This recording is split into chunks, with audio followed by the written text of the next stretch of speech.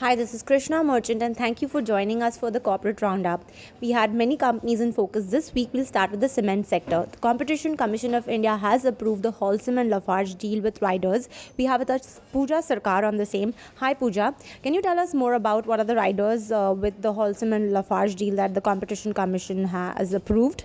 Definitely, Krishna. So earlier this week, CCI said that Holcim and Lafarge merger can go on, but they have to sell a few of their assets in Eastern India. So they have to sell, I think, 2 units, which is one of which is a grinding unit. But the CCI has put in a rider that any company which has more than 5% exposure in the Eastern India belt cannot come and acquire these assets, which rules out Ultratech, Dalmia Cement, these companies who already have their exposure.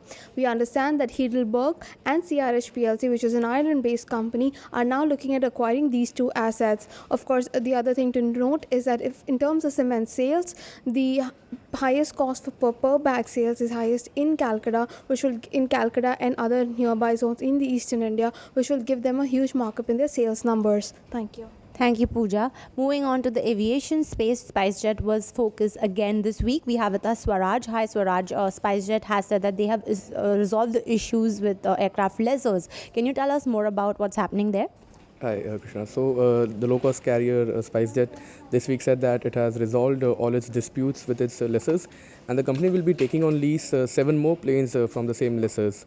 The lessors have agreed to close all the legal proceedings that they had started against the company, including winding up petition which they had filed in the courts. Also, SpiceJet is expecting a fund infusion of almost rupees 500 crores in April. Ajay Singh, who's the new promoter, who was promoter earlier and who's now come back, so he is expected to invest 1400 crores along with JP Morgan Chase and Company and another local investor to fund the revival of the company. Also, separately, recently the company also repaid some of its dues to the tune of 25 crores to the Airports Authority of India. The company had around rupees 300 crores of dues pending with the Airports Authority. Thank you. Thank you, Swaraj. Moving on to the auto sector, it has ended FY15 on a high. What is the road ahead? We have with us Shelly Sheth. So tell us, Shelly, what are the auto companies saying about demand revival and the growth ahead for FY16?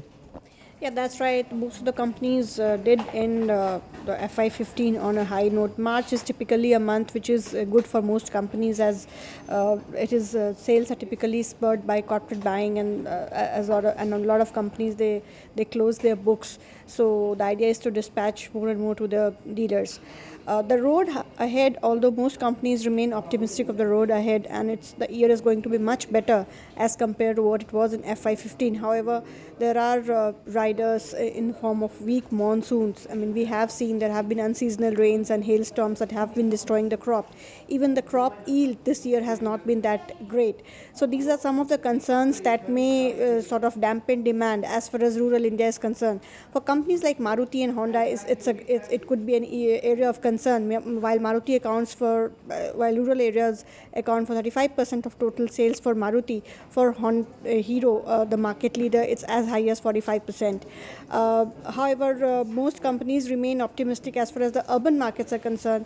We have seen the fuel prices have been softening as many as cumulatively diesel prices have been cut by by as much as 17 rupees, and petrol prices have been, the cumulative cut has been 12 rupees, and also there are possibilities of the Reserve Bank of India cutting rates.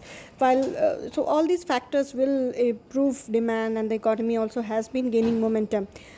As far as the auto companies are concerned, I mean, if we look at the top 5 companies, most of them, with the exception of Mahindra, they reported sales. The sales advanced at a brisk pace for them. Mahindra is the only company that did not see any growth, and in fact sales declined. However, this year also happens to be very critical for the largest utility vehicle maker as they launch newer models. So it would be interesting to see how things pan out in the light of new model launches and the overall economy's progress. Thank you, Shelly. That is all for the corporate roundup. You have a great day, and stay tuned to livemint.com for more updates.